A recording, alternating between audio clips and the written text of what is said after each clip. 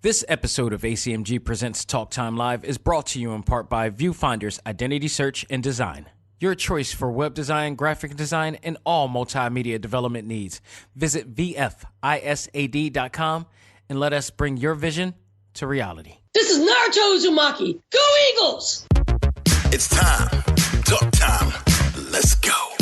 Anime, comics, movies, and games. That come on and let's get it. Talk time. Anime, comics, movies, and games. That come on and let's get it. Talk time. Anime, comics, movies, and games. That come on and let's get it. Talk time. Anime, comics, movies, and games. That come on and let's get it. Talk time. Live. Started in the 80s with Matt Cross. Dudes in the hood might have called that soft, but I carried that cross like Jesus did. Fast forward, I teach the kids to learn how to let go, live life, and show love to all things that don't matter where y'all from. And luckily, there's a show called Talk Time. We've been waiting for this for a long time. Dax kicks the facts on all the geek news, special guests and unbiased reviews. Suburban kids, the hipster street dudes, all can learn something new. Me too. I heard words when no faith is empty. I stayed the course, though my haters tempt me. Beat the podcast, that'll make them envy. It ain't too trendy, it's A.C.M.G. Anime, comics, movies, and games. That come on and let's get it. Talk time. Anime, comics, movies, and games. That come on and let's get it. Talk time. Anime, comics, movies, and games. That come on and let's get it. Talk time. Anime, comics, movies, and games. That come on and let's get it. Talk time. Live.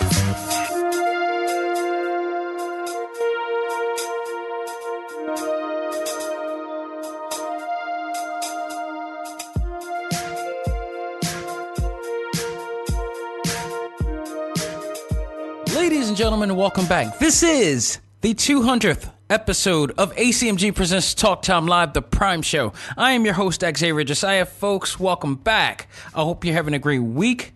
This is a milestone episode for this show, for the A.C.M.G. brand, for me personally.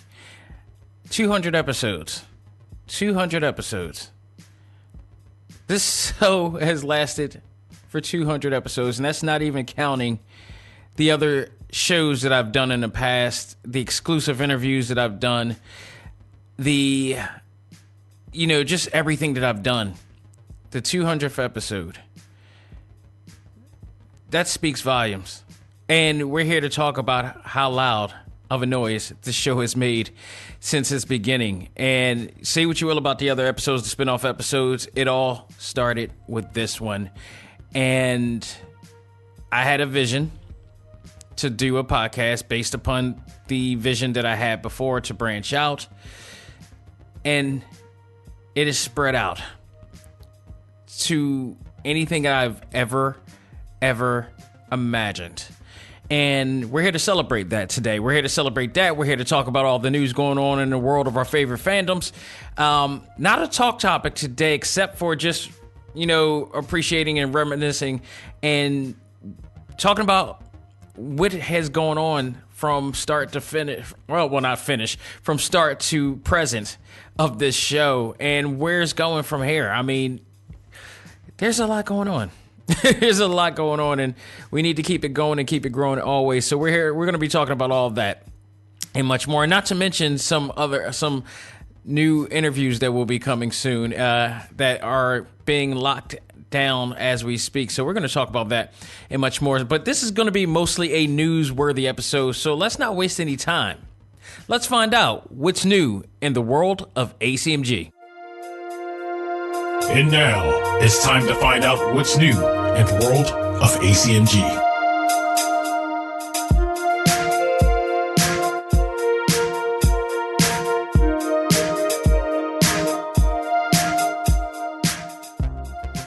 All right, folks, so to top it off, we're going to talk about James Gunn, who just recently announced the list and cast of the new Suicide Squad movie, the sequel Suicide Squad movie, which will be directed by him. I don't know if it's going to be written by him like he did with Guardians, but which 9 chances out of 10 he probably did. It's going to be taken care of by James Gunn. Let's just put it like that. And the star-studded list of people that he has on here is unreal. Let's just go down the line because there's some big surprises in there. And I don't know if he has a fandom for pro wrestling, But I'm starting to believe he does. Well, for two reasons. One is I'm going to just point him out right now. He casted John Cena in a role for the movie. Now, there's rumored that he's going to be playing a character called Peacemaker. So we'll see. And it's just going to be interesting because, as you guys know, you can't deny it. He's the reason why Dave Bautista, is the star that he is today. Is because, Dave Bautista has been doing movies prior to Guardians of the Galaxy, but it was not until Guardians of the Galaxy that people really took notice of him, and really they accentuated the positives of Dave Bautista's acting and hid the negatives of Dave Bautista's acting, which, by the way, Bautista he's grown over the years as a personality and, added the charismatic side of him. Just before he initially left WWE, his personality just grew. His charisma just grew. He started doing better promo interviews and stuff like that. And I think James Gunn saw that and decided to really strike while the iron's hot with him. And lo and behold, this dude's a major star now. I dare I say the second biggest, most popular star next to The Rock. There's no other wrestler that is as big as Dave Bautista except for Dwayne Johnson. And then John Cena comes in the third. Now, he has John Cena in here, and then he has Bautista, in his movies. The other reason why is because a friend of mine, I'm shout him out. Shout out to Joey Feldman, tremendous, fantastic artist out in California, I believe Beverly Hills he resides in. And, we're both wrestling fans. That's how we actually bonded, is because me and him are wrestling fans. And here's the 6 degrees of separation here from that case, is that Joey knows James Gunn. He's actually been over his house. He's watched Guardians of the Galaxy at his house. So, Joey knows quite a bit of people. He's mixed with Joe Manganiello. Just recently, he's a renowned artist. He just recently did a commission for Thanos himself, Josh Brolin. So, and I have a picture of his work, of Josh Brolin and his family holding his work that he's done, which I believe is like the third commission he's done for him. So, it's really interesting because I know Joey's a hardcore wrestling fan. I remember we used to hang out and we used to watch Japanese hardcore wrestling. And also, I kind of led him into getting to doing indie wrestling as a manager called The Badger. So that's a whole situation right there. Shout out to Joe Goodhart, by the way. And that situation is interesting because he really is.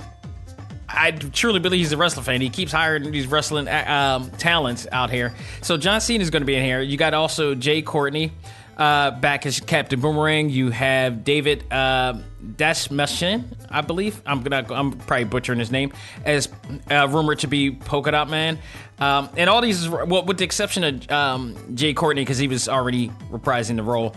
Jaquan Cassio, Nathan Fillion is also. Nathan Fillion has been in a lot of James Gunn projects. He was in Guardians of the Galaxy as well, whether people know it or not.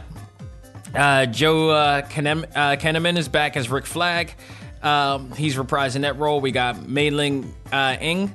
We got Flola Boyd. We got Sean Gunn, brother, I believe, of James Gunn. So, and also he is the actor who plays the motion cap for Rocket Raccoon as well. So it'll be interesting to see where he's going to be in this. You got Jean Dago Botto. You got Storm Reed. You got Pete Davidson. What the hell is... I don't see Pete Davidson lasting. It's going to be interesting. There's a ton of people in here. Taika Waititi, the director of Thor Ragnarok and the upcoming movie that he's going to be working on, is going to be in this movie. Alice Braga, Steve Agee, Tanishi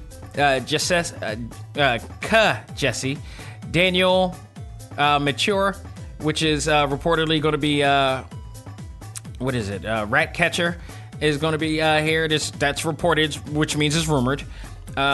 Peter Capaldi, Julia Ruiz, Jennifer Holland. Viola Davis returns as Amanda Waller, of course. Idris Elba is in here, replacing Will Smith as Deadshot, which has been reported because of commitments and schedules. He was not able to make it. What commitment and schedules? I guess Bad Boy will probably be it too. That could be the case. So Idris Elba is going to be taking his place, which, by the way, no offense to my Philly brother, but Idris Elba is probably a way better choice anyway. You know, Idris Elba just fits the role perfectly. Margot Robbie is returning as Harley Quinn, and Michael Rooker. So it's going to be interesting to see where he's playing. Now, on the Twitter message, James Gunn does put on the caption, "Don't get too attached," meaning a lot of these guys are going to be out. So there's going to be a lot of these could be cameo roles at best. So we'll see who will, be the ones to survive here. But I'm really excited about this version. Truth be told, Suicide Squad 1 wasn't the best film, but it was not the worst film that DC has ever done. I can watch that better than quite a few of the movies that they already made. And I'm sorry to tell people, including Shazam. I'm sorry, I will watch Suicide Squad before I watch Shazam again. I'm just talking from biasness. I can't mess with that role. So there you have it right there. I'm looking forward to it. I'm really looking to see what John Cena is going to do. John Cena is really, he's not really a bad actor. You can't have him on for long roles. He's good. He's like a short and sweet type of, guy. So, but in the hands of James Gunn, I think he's going to make him look like $1 million. So if he keeps him on for a long haul, if he does what he did with Dave Bautista, I think John Cena may he may be getting a level up from this one too. So I'm interested to see what Taika Waititi is going to be in here as well. I think he's going to be a cameo. I absolutely think he's going to be a cameo. He's this rumored that he's growing a mustache too, which is possibly for this role, and some suspects of what he might be playing as well. So that will be absolutely awesome. I'm looking forward to it. So the idea is that the bad part is that, like, for DC films, it's like once he does this film, what is it going to matter? He's going to do this one film. There's a big chance that it'll be very successful.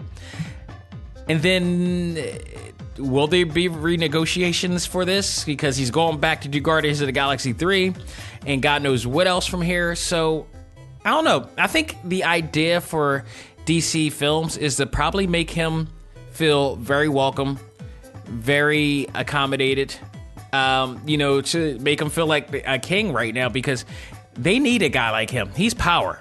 He's kind of like, I reference him in the same way when Marvel and Image lost Jim Lee and he went to DC. You know what I'm saying? You don't want to mess up with a guy like that. You do not want to have a bad experience, give a bad experience with a guy like that, because that guy can bring you gold, just like Jim Lee did for DC. I mean, he stepped DC's game immensely, because before that, before Jim Lee, DC did not have any talent as good as what Marvel and Image had at the time. Part of the reason why DC was losing in the 90s partly was because of the art direction. I mean, there was just not the quality of art compared to what compared to what Marvel and Image was providing was not the same. They had all the rock stars. DC had some great writing in their books, but at the time, the 90s was all about visuals. And when you got a guy like Jim Lee and look, debate it if you want, Rob Liefeld made money. You had Eric Larson, you had Mark Silvestri, the Killers, Tex. I mean, you just Mark Bagley. Arthur Adams. That was the Wu-Tang of the comic book industry at the time. That's true indeed. There was none higher. So when they split and Jim Lee went, that kind of stepped up the game for him. And then a lot of other people Art Thibert traveled over there as well, started doing Titans. I mean, it just got so much better over there. The quality, when you got a power dude like Jim Lee, you got like this. Same here. You got a power dude like James Gunn. This can help. So it far be it for DC Films to not, give him whatever the hell he wants to make them money. Because at this point, they need it desperately. We got Marvel on Marvel crime going on with Sony and Marvel Studios right now involving Spider-Man. They fighting amongst themselves. They not even looking at DC films in the radar. So hopefully James Gunn can help bring that together. And it could be beneficial for James Gunn too to show that he is money. And I would love, it's just an interesting dynamic that we're going to be seeing here. So we'll see. I'm looking forward to it. I'm very much looking forward to seeing things develop, with this film as time goes by. So we'll see. And other news, DC Plus has announced that they will be adding some of our favorite 90s animated series, including X-Men, the animated series, Spider-Man, the animated series, the original DuckTales, Darkwing Duck, Tailspin, Chip and Dale's Rescue Rangers, and many, many more. So this thing is starting to shape up. It is very much starting to shape up. The WWE Network is starting to suck like hell, and NXT is now going into weeknights on the USA. You know what that means? That means I am going to be leaving a streaming network very soon, and I need to fill it up. What am I going to do that with? Not just New Japan New Japan World.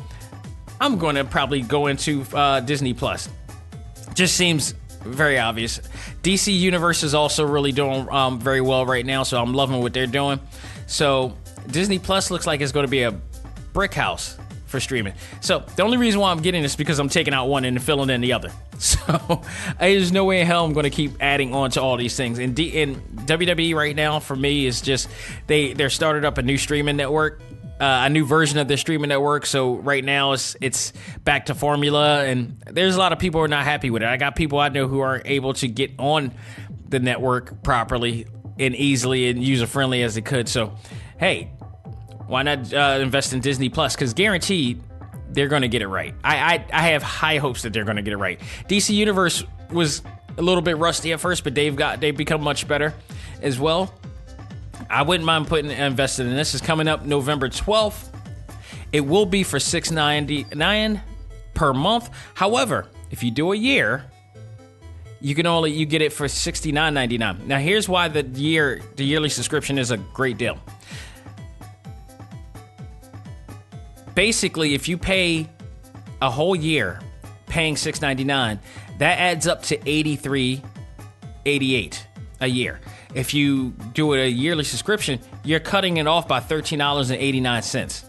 That's a really significant difference that you could be saving right there. So this is what I'm talking about. When you talk about using critical thinking towards investing in your fandoms, you got to look at the aspects. You got to do the math, because just paying $6.99 a month and just letting ignorance become bliss and ignoring this, you wind up paying more. So pay for the yearly subscription and save a little bit just to do it if you're going to do it that way. And I like the fact that they even gave you an option for a yearly subscription. I hope a lot of other, I think that might start off for a lot of other companies as well, start doing it that way. So I dig it.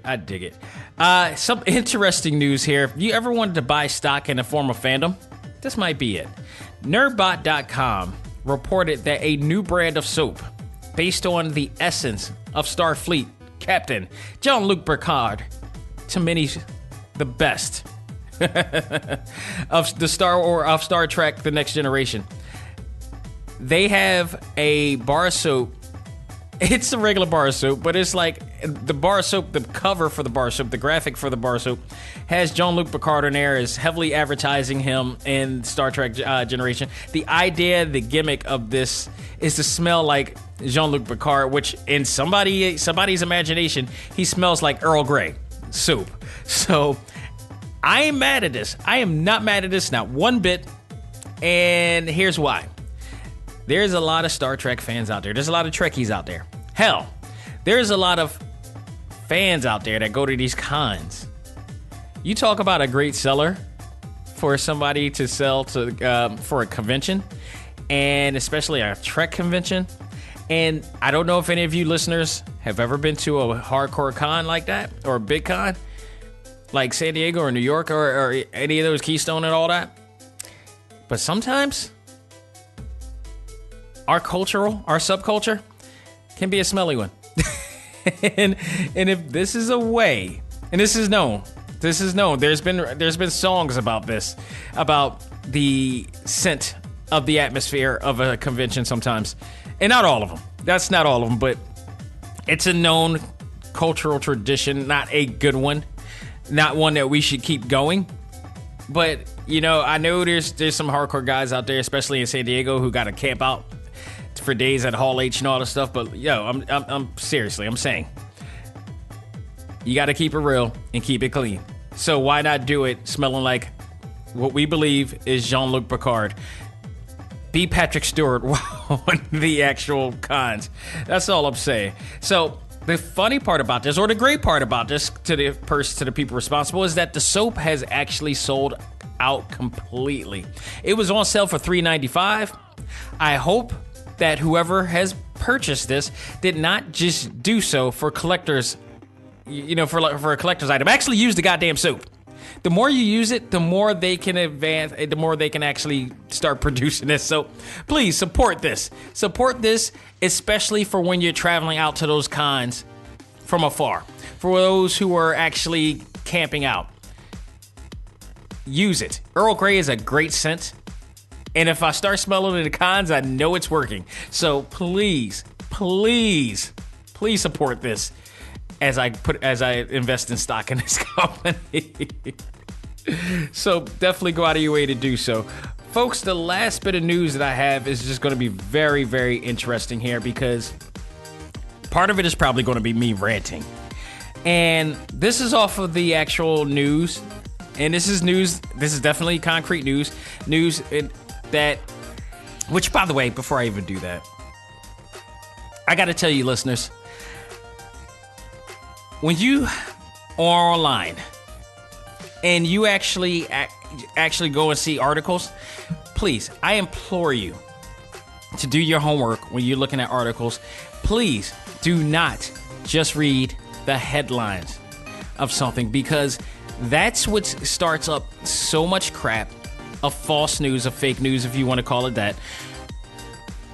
And this happens so much. Like, people on social media want to be recognized as smart, as professional, as a expert, if you will, on a certain subject.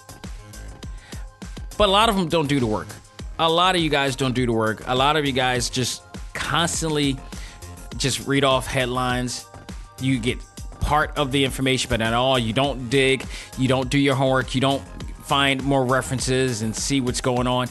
There's a lot of homework when it comes to doing, journalism or media or whatever like that. You cannot just try to claim you're an expert but don't have the backing, or you don't have the merit of information. So I say this because there is a website, and I don't want to give them any credit, but this website has... All right, let me just put it like this. I'm not giving this website credit.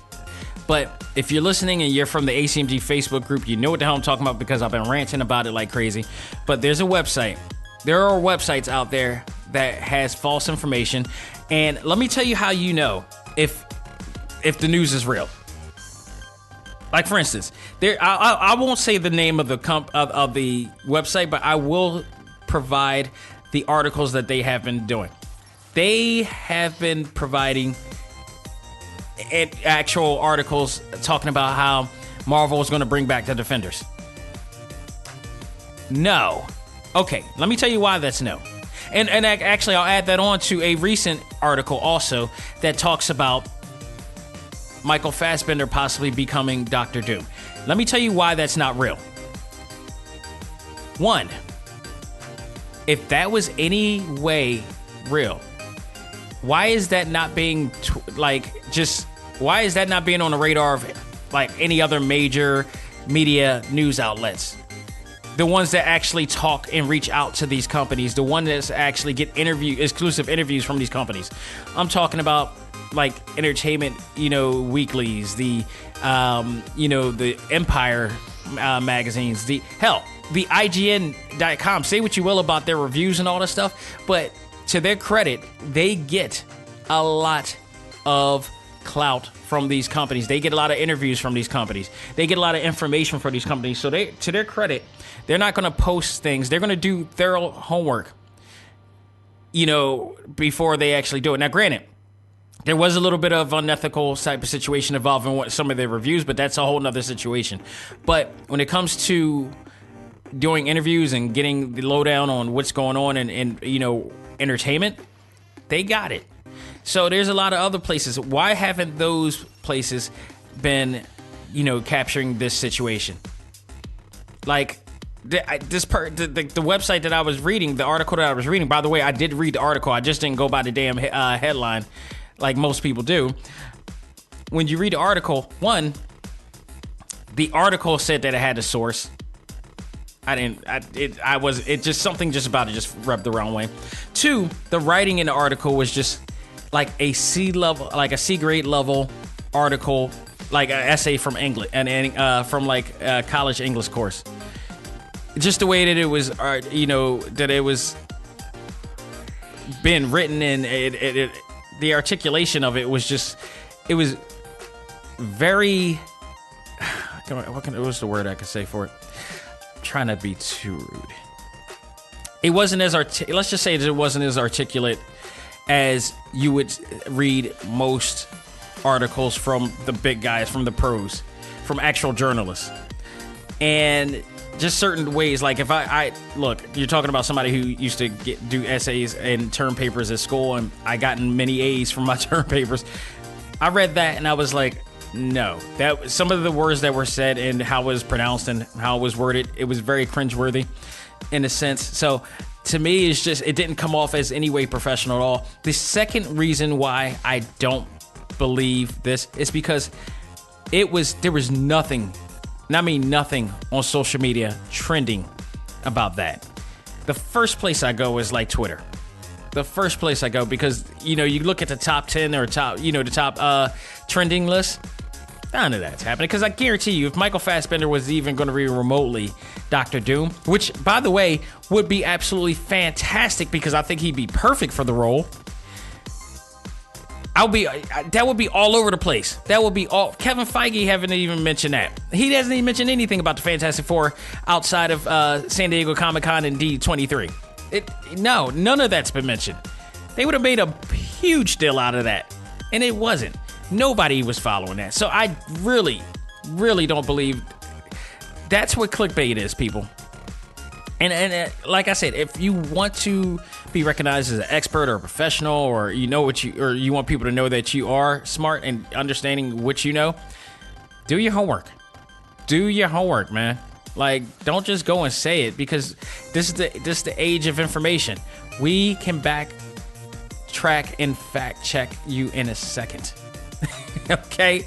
So just don't believe that. But what I'm reading right here is in fact real. It has been trending. It has been, followed by a whole bunch of other, media formats. And that is another stupid freaking reboot. And this one is the one that's going to have to be argued. For a lot of reasons, this one is going to have to be argued. Apparently, somebody is going to have the gall to try to reboot Face Off. Face Off, for those who have not watched it, and there may be some new people, some millennials and all that stuff that haven't watched this movie, totally understand. It's quite fine. Now, I'm not going to be like, you haven't watched Face Off? Are you kidding me? No, I used to say that too, and I started thinking, I'm like, maybe I should stop acting like an ass and stop saying that, because not everybody sees everything, or not everybody does everything. So it just so happens we need to go about that a different way, because I'm really tired of hearing that. So there may be some people who have not had a chance to actually see Face Off. Now, with that said, if you did not, I would highly recommend you go see Face Off, because it's one of the classic action films done by one of the masterminds of action films, and that is John Woo.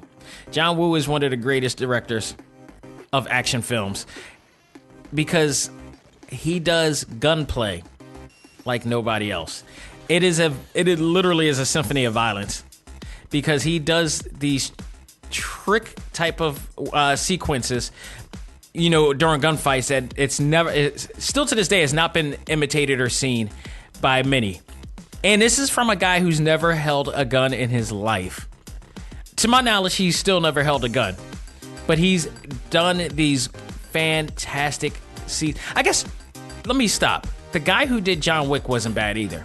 I forgot who the director with John Wick was, but the scenes from John Wick were bad. But if you put it to John Woo, nah, I'm sorry, John Woo kills it. John Woo kills gun action scenes. It's just unbelievably beautiful to watch, and that's the situation here. John Woo directed that film. He specifically, one of the first American films he's really done. For America, he was known for doing a lot of great, movies in Hong Kong or whatnot, and they brought him here to do some stuff from here. And the first one was Face Off with Nicolas Cage and John Travolta.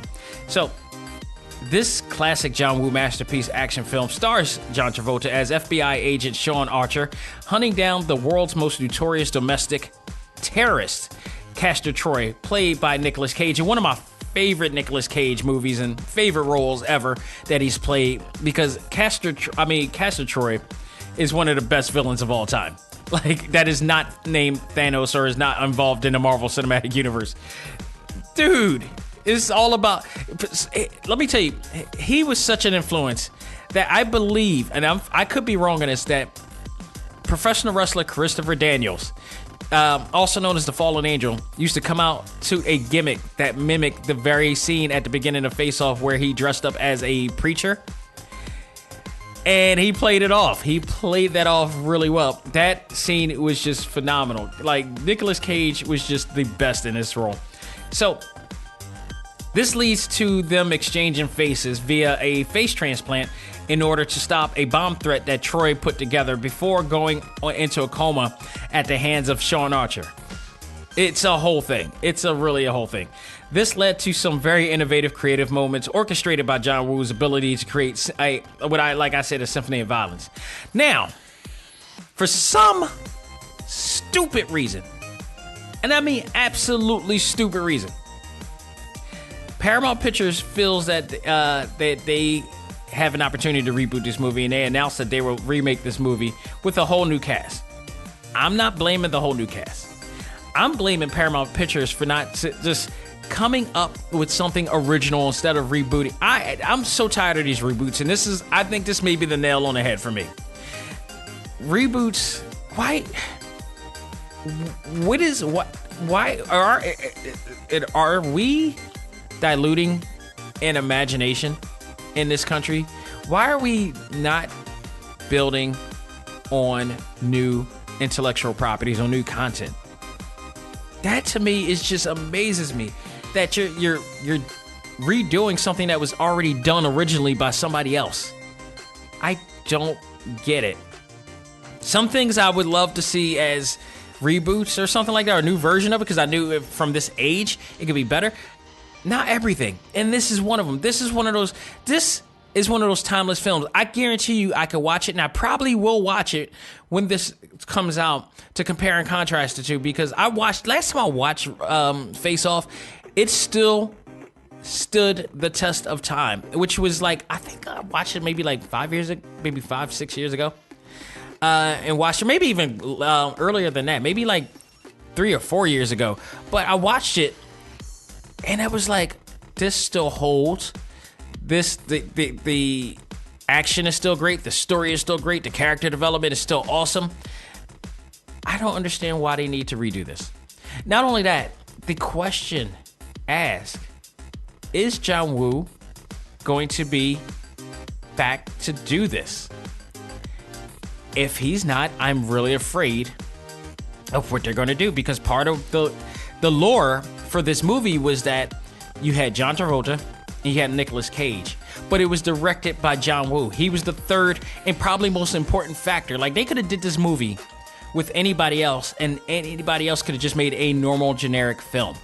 But directed under John Woo, it made it just that much special because we know what he did prior to. We know what he got himself into. We know what he did and what made him popular. So it's the same. It's the same as like when we had Jackie Chan come to America to start doing American film. We saw what he did in China and Hong Kong and such like that, and you know, City Hunters and all of the other shows all of the other movies that he's done, and all the stunts that he's done over there. So we brought him to America and started making American films. And Rush Hour was one of the best buddy cop films of all time, bar none. And a lot of that had a lot to do with what Jackie Chan was able to do. You know, all of his stunts and everything. Rumble in the Bronx, give that credit too. You know, which, by the way, I got to watch his new, drama action series. I heard that was really good too.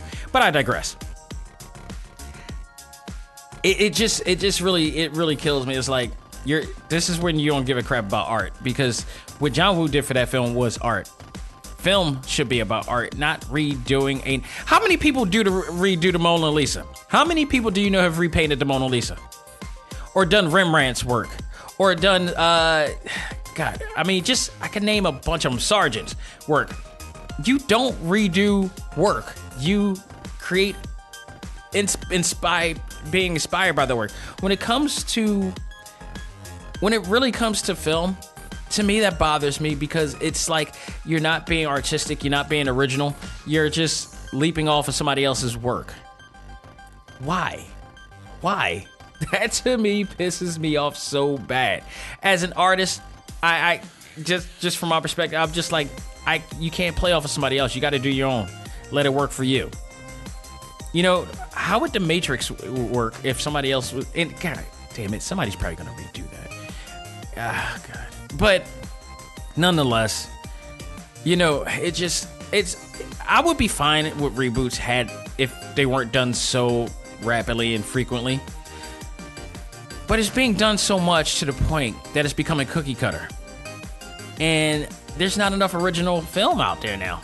It bothers me. And the ones that are original films, they're like indie films and all the stuff. They're not getting a lot of promotion or anything like that. You know, they're being recognized at film festivals, but outside the film festivals, how far do they go on the radar? Because there's not as much as people go to the movies, there are not that many film buffs out there. And this really bothers me to no end. So, I mean, and again, I'll talk about Face Off. That's just one of John Woo's great films. If you really want to check out some other stuff, like check out Hard Boiled, which I think was the movie that really got people to notice what John Woo can do. Hard Boiled was just like I believe Chow Yun-Fat was on there. We got to see him too, which he ended up doing Crouching Tiger, Hidden Dragon later on. The Killer, A Better Tomorrow 1 and 2. And then later on, after Face Off, he did Mission Impossible 2 as well. And that really made a lot of bank as well.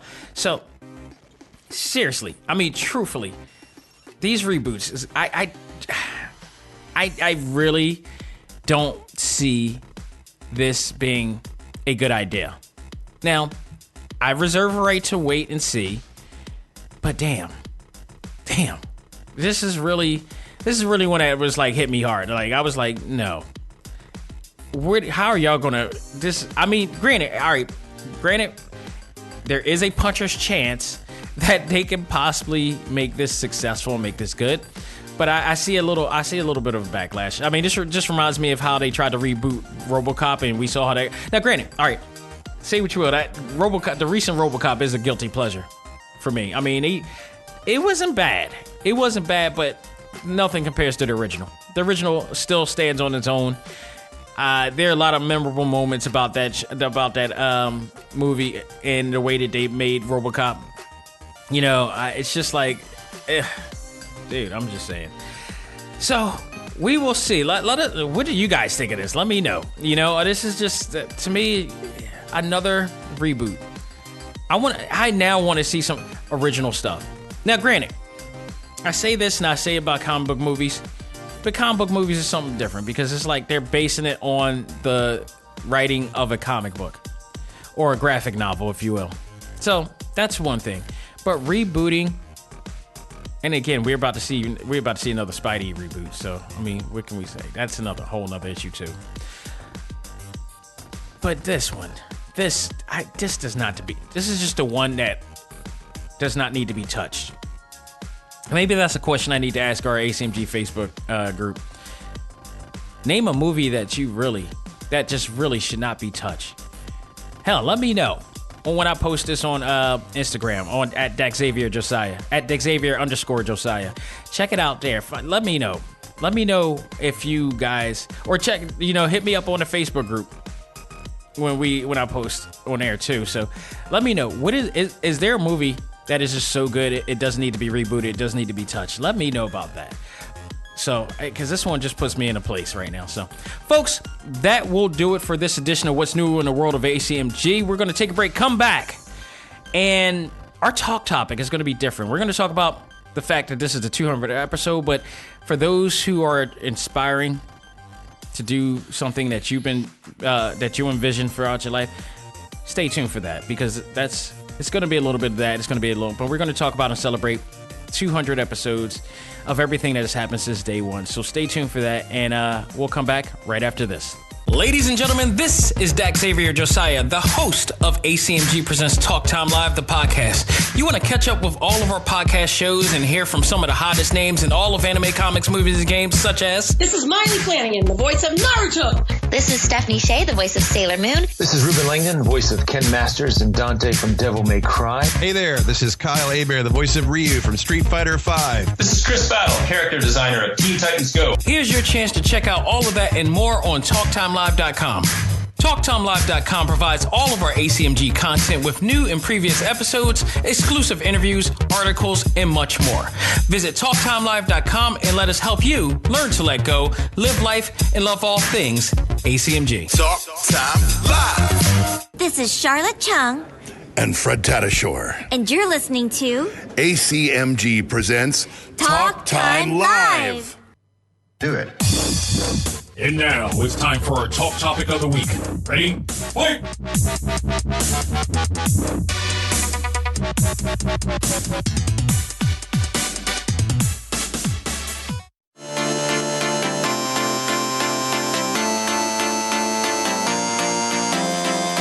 It's time for the show that gives you the best in all things anime, comics, movies, and games.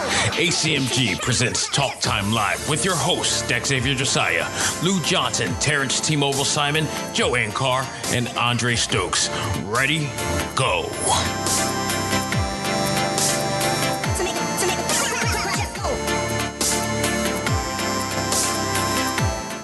Ooh, ladies and gentlemen, boys and girls, children of all ages, ACMG proudly brings to you its finest podcast in the world, Talk Time Live, with your host, Dax Xavier Josiah, Terrence T-Mobile Simon, and Lou Johnson. How are you all doing? How you feeling? What's going on, fellas? Doing good, brother. It's nice to be here and finally be putting the wheels in motion. I've been waiting for this all week, all month. Yeah, I kind of have that feeling to hype things up like that and, cause anticipation. Lou, my man, Lou Johnson, how are you doing, sir? Yeah, man, I'm feeling good in the hood. I've been waiting for this ever since it was spoken of, so I'm like T right now. I'm really hyped. I'm really excited about this whole thing. And I want to give you guys out there listening everything you're looking for from us three, and then from the other two pieces of Voltron that are going to come in later. And he is referring to Andre Stokes, of course, admin of ACMG, who will more than likely be with us possibly next week if all things work out, and Joanne Carr, who will be with us, for the most part. Just to let you know, she is with us in a special podcast episode that we are going to post out soon, which is the review of Furious 7, and it was a really good review that we put together, so I hope you guys enjoy it, definitely. And welcome to ACMG Presents Talk Time Live, people. This is the podcast. This is your podcast that we present to you, and we cover all things anime, comics, movies, and games. We guarantee you we will have the hottest, the funniest, and the most spectacular and entertaining podcast you have all ever seen this side of the negative zone. So let's just talk about exactly what we're going to do and what we intend to do through maybe an hour, maybe a little bit longer. Who knows? Depends on how crazy we get. So we're going to cover different segments throughout the entire show. We start out with, just talking about ourselves, because, we're conceited like that. And other times... And then we're going to move on to talking about things such as, what's going on in the world of A.C.M.G. And that basically is going to entail us talking about what did you do? Some of the most significant posts that we find throughout the week from you, and sometimes from us every so often, that we're going to talk about that's going to raise, conversation from us. So we're definitely going to do that. We're going to get you guys into the atmosphere of our podcast as well.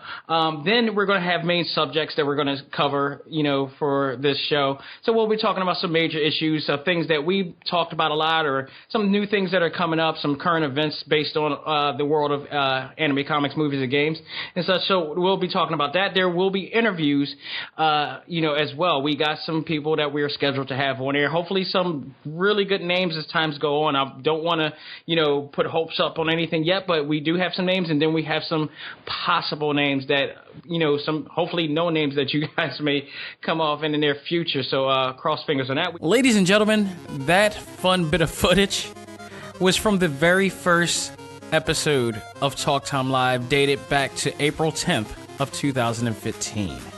Myself, Terrence T-Mobile Simon, Lou Johnson headed off the inaugural show. And if you listen to that back then and the quality that it was and how it's gotten to now, you see evolution. You see a lot of change there. I've actually said, I told myself that I never wanted to hear that first episode ever again, solely just because of the quality that it was before, and we just started. But, it was a lot going on back then, but we did it. We got it started, and it just went off from there, and it grew. It grew exponentially, both in listenership, it grew in quality, it grew in the continuity that we had in there, because we kept going. We kept it going. The promotions, I was designing promotions all the time. I was, making the phone calls. I had these great voices on the show with Terrence and Lou, and then later on, Joanne. The late Joanne Carr joined the show for a short stint. We had Megan Walsh for a bit. We had Andre Stokes for a bit. We had some others as well that would stop by from time to time. But, that type of, camaraderie came on, and we made it a quality brand. Not only what I loved about it, and the idea behind Talk Time Live was to make it a very universal, diverse type of atmosphere. Yes, it's done by an African-American, it's created by an African-American, it's designed by an African-American, hosted by a multitude of different variety of cast members. But we wanted to keep it universal. It's not about just being a black-owned, product, but also a black-owned product that can embrace all. Talk Time Live lived off of the true essence and philosophy of Dr. Martin Luther King. We're all human, but we're also all fans, and we can all enjoy the same things together, no matter who or what you believe in or who you are or whatnot. And I wanted to have a diverse amount of cast around, and we did to the extent of the time during the first few years of it, and trust me when I tell you, I will always give credit to the former co-host of this show, who really brought in some quality, had some great times, great, opportunities to have, and some great fun. And they were absolutely phenomenal voices for the show. Just things on this show is just so awesome from episode 1 to now being the 200th episode. And again, I say this all the time. This is the 200th episode of the Prime Show. We're not talking the other episodes. I'm at 164 with, what is that? With Select Start. I've also done podcasts for each of the co-hosts of their own, based on their own favorite fandoms. Terrence had his own at one time that I was producing. Megan had one for the Epic Weekly Rundown that I was producing. Lou had the Digital Long Box for comic books. So think about that. I was working every single day of the week just doing this because I love doing this. I loved it. I love to talk. I love to talk about the things that we love. I love to talk about it with people who I felt that really understood and really loved what they did and really put in the work for what they did. that's what I thought for the bit. And, lo and behold, it became somewhat of a success. And, I constantly kept pushing the brand out on social media as much as I can, as much as one person can possibly do. And try to get our names out there. Just try to get, the name of A.C.M.G. and Talk Time Live to really become a thing. So April 10th, 2015 was the inaugural day. And I'm just happy right now of how things have gone to where they were at now, because I had a vision. I knew that when me and Joanne and Andre, we had a meeting at a restaurant in my area and talked about how we can make ACMG, the Facebook group, a little bit more. And I told Andre from the jump, I want a podcast. I want to make this happen. And in order to make this happen, it took me like a few years, like 3 years to really learn truly. Well, just not even learn, but like just save up the money to get the equipment that was needed. Understand how the equipment was used, learn a new skill, because I'm a graphic designer and a web designer at best, but, I'm also a kinesthetic learner. So I do tend to learn from other people and talk to other people and, just went about it the right way to get it done. And I finally got it. We finally created it. We came up with the Talk Time Live. Actually, credit to Dre, because Dre came up with the idea of saying Talk Time Live based on the Talk Time post that I created on the show. He just said, just add live to it and just make it live. I'm like, word, we can do that. That's a done deal. And it just popped off from there. Now, granted, I had a little bit of a thing about the whole live thing because we weren't actually live. We were pre-recording. But later on, lo and behold, TMZ Live also pre-records every one of their episodes too. So there. So I felt very good about that as well, because it was going to be Talk Time Live Extra to some extent. But technically, there is Talk Time or Talk Time Extra at that. But the reason why I wanted to use this time for the talk topic to talk about this is that not only to celebrate the fact that we're 200 episodes into the Prime show, but just to say that to anybody, whoever wants to aspire, whoever has a vision to do something that they love and feel that they can't do it by themselves, I'm here to tell you right here on the 200th episode of ACMG Presents Talk Time Live, that is absolutely a possibility. A possibility that can only happen if you have the hunger and drive, want and will to make it happen. And it's not going to happen when you want it to happen. It's going to happen when it needs to be. And when you plan properly, it's going to happen. It's going to happen. I'm telling you. 6 years ago, ACMG was created. 4 years within that, Talk Time Live was created. And I'm sitting here today talking to you guys once again, another week, as I had just a few weeks removed of one of the biggest milestones of this podcast career, or lifespan for that matter, by hosting a panel governed by one of the best and the top event companies in the world, and that's Repop. My first two panels ever. Technically my first panel and my first big panel. All done in one weekend. All because somebody had faith in me and felt that I was able to do and pull off something that I've never pulled off before. Because I busted my ass to put in the work to give this the quality that it needed to be recognized by people like Repop, like people like Kyle Hebert and Molly Flanagan and all sorts of people, different sponsors out there and stuff like that. I can tell you this, one person can do it. Whether one person should do it, that's a whole nother thing. But at the end of the day, if there's nobody else, damn sure you could be the pillar for the whole entire thing and create the foundation of it. I can tell you that right now. Now, I say this, and you're probably wondering, well, wait, you had like 5 other people that you started off. That is true.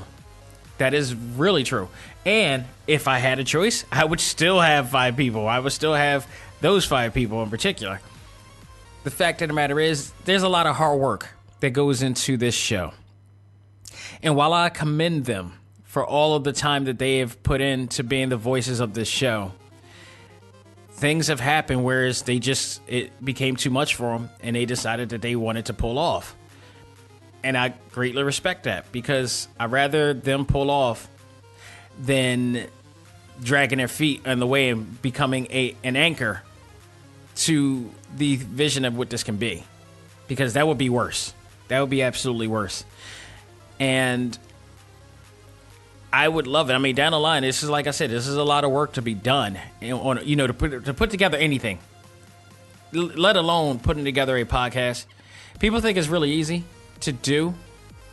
It's really not, in a sense, because not only is just not just talking on a microphone, it's also being able to find the right people or being the right person to put it all together properly, and to have the right quality sound, and to have the right quality brand, and to have the right, business aspect and perspective, if you will, as well, because it comes down the line. As you grow, you have to find a way to extend. And it does. And it does if you do it properly. So the problem of why is it was like, it reminds me of a song. It reminds me of the verse from 100 Miles of Running in NWA, where Dre is like, we started with 5, but yo, 1 couldn't take it. But now it's 4 because the 5th couldn't make it. In this case, it's like, we started with 5, but yo, 4 couldn't take it. So now it's 1 because the 4 couldn't make it, in a sense. And that's no dig on them. That's just the way it is. When you put in the work, it's not just about being on the microphone. You have to be about it all the time. Shout out to the Black Tribbles, because I've always loved what those guys have done from a perspective, from an aspect of, you got 5 different entities, I think now 6 or whatever, and each one of them have their own brand and their own entity within their self, but then they come together and make it even more powerful. And that's kind of what I was looking for. And unfortunately, I didn't have that with this at first, because, well, I just didn't have it, because these guys weren't used to being in that type of limelight. And it can scare people. It can scare some people. It can really scare some people, and it can be hard. It's sometimes it doesn't always happen. Like I said, it doesn't happen when you want it. It happens when it needs to be. And I say that to say that when you actually put into work, it doesn't always give it back. Sometimes you'll have downtime. Sometimes you'll have low numbers. Sometimes you'll have a lot of things that happen. A lot of things that will happen. But it always like, it's not an instant thing. It's like, you're going to do this and it's going to get to this level. It's the biggest misconception that I think people have on everything that they see on TV. They see somebody doing something successful. They see other people getting opportunities. I can guarantee you they got those opportunities after years of grinding. And they had to handle the grind. They had to embrace the grind. They had to eat the grind. And it just doesn't happen that way. And in order for you to want to be successful in anything, you have to pay the price. You have to sacrifice. You have to take every bit of it and have a stern heart and a stern back. And you got to be able to get through it all and persevere. Without it, you're going to crack. I remember when I was in college for art and design, we had rest in peace, my teacher, Bob Page. I mentioned him before quite a few times in a few episodes. Very good art teacher. I worked with him for black and white design and drawing classes. But he was a very stern guy. He would not pull punches. He would not. And now I truly understand why he didn't pull punches. I truly understand, because this is not for the weak at heart. And if you can't handle criticism, if you can't handle failure, if you can't handle any of that, you're not going to get through. You're not going to get through it all. And I say that to say that as much as I love those guys and they did really well, they couldn't. It was a lot for them.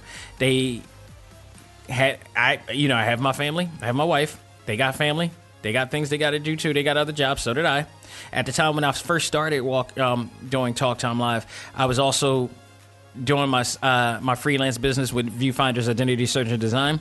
So I had working on client stuff as well. I was working with the Alzheimer's Association 9 to 5, Monday through Friday, while doing this show, while doing client work, while doing a lot of other things, while doing artwork and design for A.C.M.G. So in that sense, you can't tell me a damn thing. Because if you really, the fact of the matter is, if you really want it, you're going to make it happen, no matter what. I worked like 17 hours a day doing all this stuff. 17 hours, man. I counted it. I freaking counted from the morning I woke up to the end, during, because I wanted to make this happen. So, yeah, if you really want it, and if you don't have anybody else to do it, you make it happen. You definitely make it happen. And it's because of that we are here at the 200th episode right now and celebrating all that we got a chance to talk about and all that we got a chance to do. I mean, the events that we had for this show, the Omega Fist tournament, which is still one of my favorite all-time things. My version of fantasy fighting tournaments, using comic book characters, that was a ultra thing.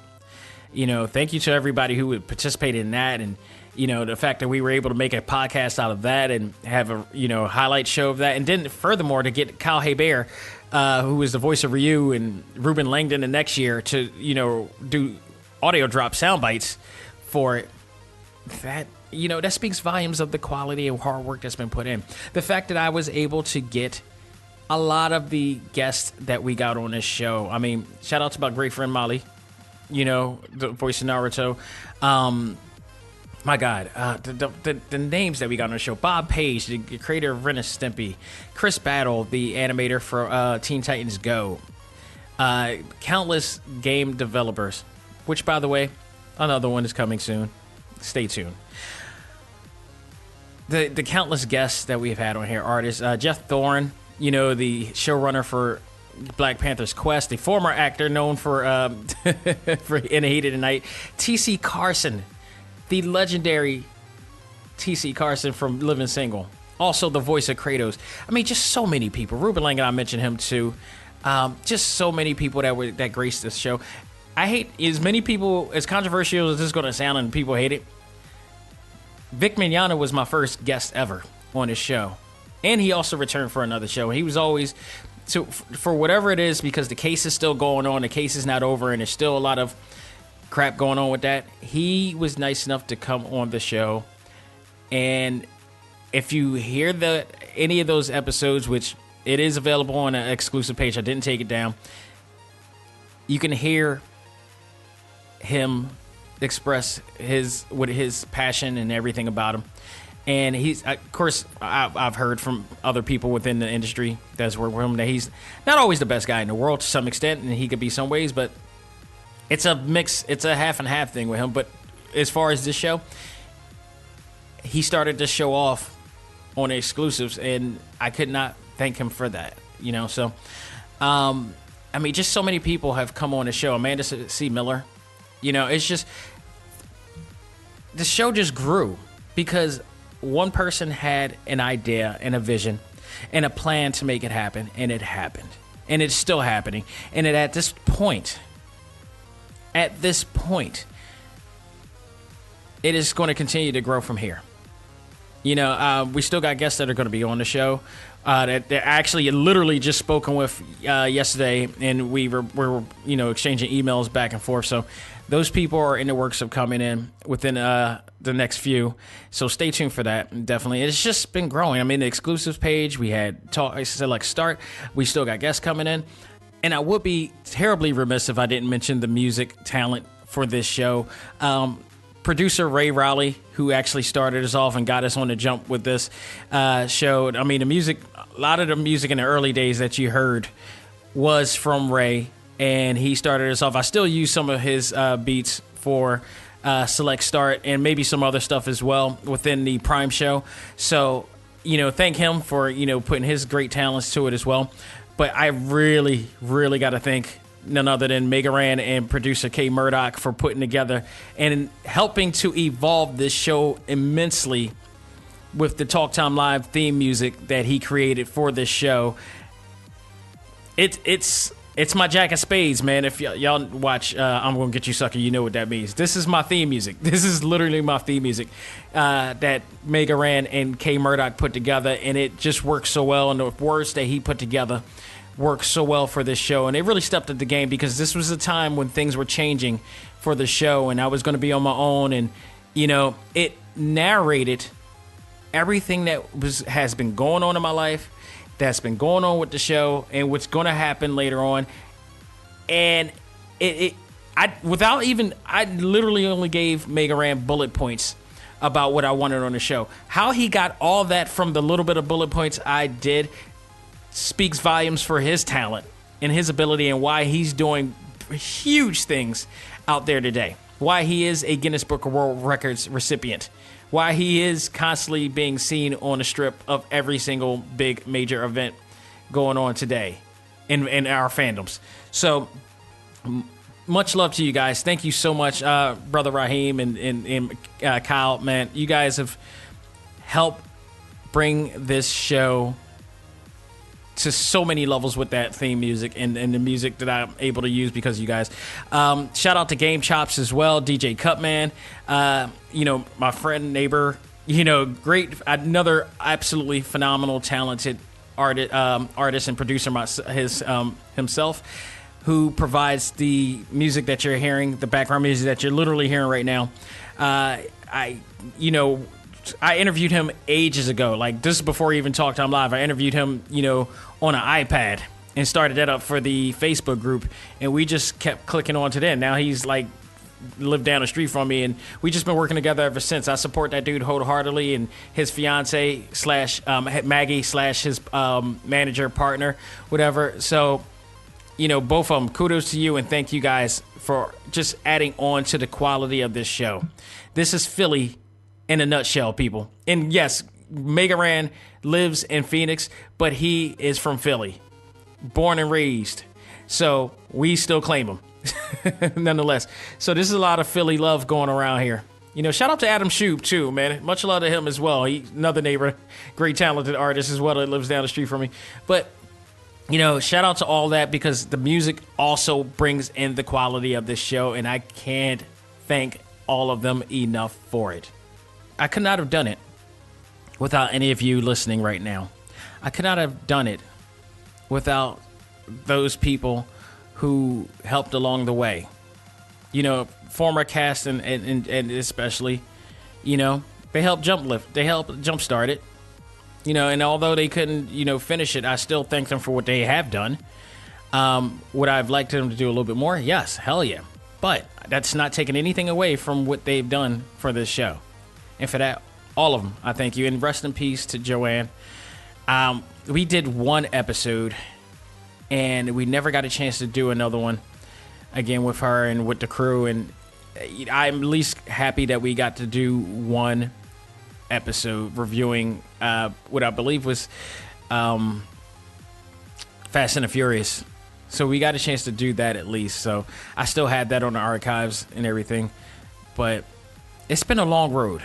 It hasn't been an easy road. It's been some crazy things that have happened. It's going to not stop being crazy. And we're going to keep it going. Whether there will be actual new cast members, new co-hosts, new people working, that's a whole nother thing. But when you're doing this stuff, it is a lot of fun. And I've always said this many times. And because of everything that has happened with this show, and the fact that, my former co-host could not, carry the weight of doing all the things that was needed to be able to help bring this show more, because the deal is that, like, once you actually do this and realize how much work goes into doing all this, that's when you start to realize, do you really want this? Because it doesn't require just for you to be on a mic to stay on. It also requires that you show your face outside and recognize who you are and where you're from. It worked for the Wu-Tang. It worked for Tribe Called Quest. It worked for anybody. The Four Horsemen, it works for anybody. Anybody who wants to be recognized for doing something, you got to represent. And if you don't represent, who's going to see you? Who's going to know about you? So you got to be that all day, every day. Shout out to the people at Dish Nation, the D.L. Hughley show. You know, hell, even TMZ to some extent. These guys know where they're from, and when they're outside of the world, they have to rep where they're from and rock with it, full hard, all day. And if you don't have the tendency to want to do that, if you don't have the passion and the pride to want to do that, it's not going to help. It's not going to help. So that's part of the reason why I'm doing this by myself right now, because I put in the full workload on this, and to make it happen. I got my pride, and my pride has taken me up to this point. So all I'm saying for those out there who really want to make this happen, who really want to do their own thing, if you can find a group of people that are really and truly passionate and as hungry as you, don't let them go. Do not let them go. But if you can't, you need to put in that work yourself. And trust me, I'm saying this not only as a podcast host, but also as a multimedia developer as well, who works with a lot of clients who have rather up-and-coming businesses or established businesses. We have these conversations all the time. There's always a situation that involves somebody in the group, in the team, in the committee that does not have the strength to put in the work that is needed to make it happen. Or you got people who want to, what I say in a rhyming way, they want to lay claim to the fame and the name without the gain. You're going to have people like that. It always happens. And it just winds up that you're going to be, you're going to be the recipient of being somebody that could be in a TV One unsung documentary. Because if any of you guys watch TV One or watch the unsung documentaries, there's always a situation where they document an old R&B group or rap group, whatever like that, mostly R&B and as such. And the story's all the same. You got 5 people, you got 3 people, you got 4 people in a group. There's always one person who is way more passionate than the others and is willing to put in all the work that is needed to bring out the best in that quality product or brand or whatever. It happened with Justin Timberlake. It happened with Ralph Tresvant. It happened with a lot of people. And these guys end up keeping it going while the other ones is just like taking it for granted and going out on the side. Never fails. But I tell you this, again, I don't take anything away from those guys. We were nominated for an award. We were recognized by many other people, from that point. But, I had to be, you got to keep the pillar. If you're the one creating this, you got to be the pillar for all this.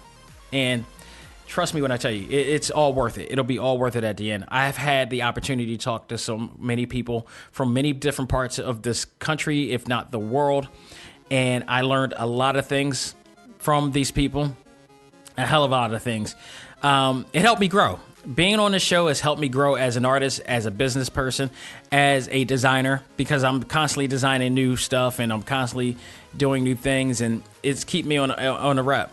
With what I'm doing for Viewfinder's identity search and design as well. So it's keep me going. And I never take anything back from this. I left my initial job at the Alzheimer's Association 3 years ago, and I never looked back because I knew I had something. I knew I had value, even when they didn't. And I kept it going, and I'm glad I did. Look, after this year, if this was to be my last of anything, I have no regrets right now, because I have more than proven my worth to this world and to the people I have touched and walked past. But as far as I'm concerned, we're going to keep this road going. So, again, thank you to everybody who's ever been involved, who's ever been a part of this, who's listened, who's supported all of this. And I'm telling you, whatever you want to do with your life, and I'm not just talking about just everybody, all the listeners here. I'm particularly talking about the listeners of my culture. We desperately need to hear as much of this as possible. if you have a vision of what you want to do, do not let anybody tell you otherwise. Do not let anybody ever stop you. Do not let you stop you. It's not going to happen in a day or the next day or the week or next month or a few months or next year. It's going to take years to develop things. But what's going to stand out from it is how much love you put into it and how much fun you have doing it. And people will see how much love you're having and how much passion you have in it. And they're going to want to find out why you're so passionate about it. And when they do, it's going to really surprise them. You're going to see the shock of a world that is like, wow, we need to take notice of this person. Guaranteed. Talk to everybody that you see on TV right now that has done it. They'll tell you stories when they slept in a bed with no heat, no electric. They'll tell you how they slept in cars. They'll tell you how they lost their house. But it's all for the sake of, I'm doing what I can to get where I want to go and where I need to be and where I want to be. And they eventually did, because they did not give up. They did just not settle.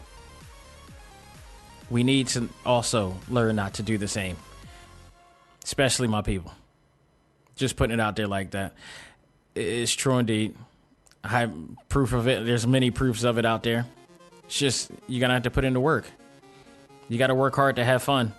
That's just plain and simple from there.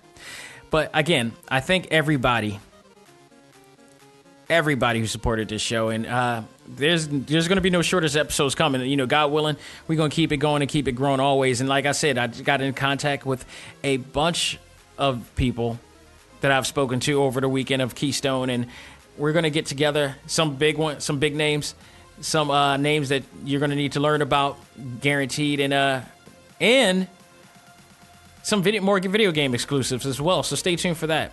I'm building it up. We're going to keep it going. And again, thank you to everybody. Thank all of the guests that has ever been on the show. I'm proud to say that there's so many guests and really top name guests that I can't even name them off my hand, because we've gotten over like 20. It's getting to the 30s now. It's getting to the 30s now of the guests that we have. Some of them multiple times, and that also is a testament of Talk Time Live's quality, because I've had some folks that I've had on the show more than one time. Jeffrey Thorne I had 3 times, Kyle Hebert 3 times, Ruben Langdon 3 times as well. You know, and Molly 3 times as well. You know, it's been awesome. Stephanie Shea, the voice of Sailor Moon and such. You know, thank you all for taking the time, for being on this show, for teaching our listeners about what really goes on in the world of your craft, and just, you know, educating us.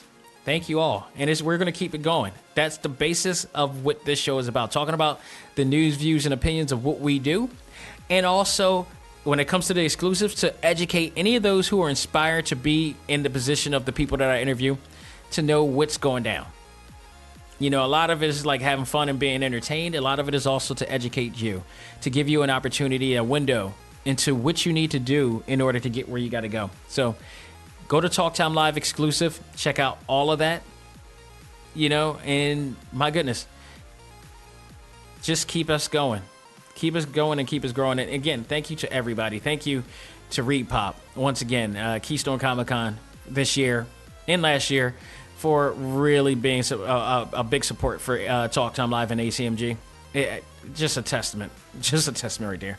Folks, I'm not going to keep this up any longer, but thank you so very much. That will do it for this episode, the 200th episode of A.C.M.G. Presents Talk Time Live. Next week, I actually stumbled onto a new anime that I want to talk about on this show. So that's going to be a talk topic, because this was very interesting. Another Netflix original.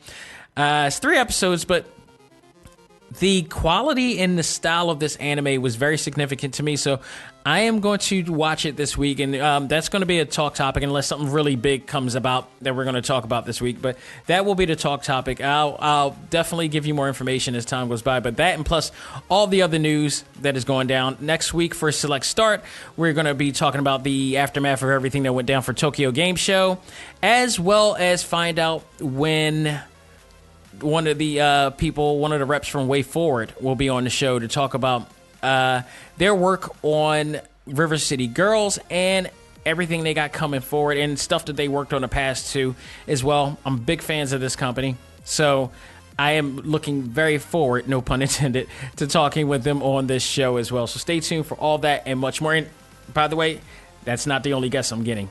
Trust me. Stay tuned for that as well. Folks, that will do it. On behalf of myself, this is Dak Xavier Josiah saying, learn to let go, live life, and love all things anime, comics, movies, and games. This is A.C.M.G. presents Talk Time Live, and for the 200th time on this Prime show. Thank you, and have a great week.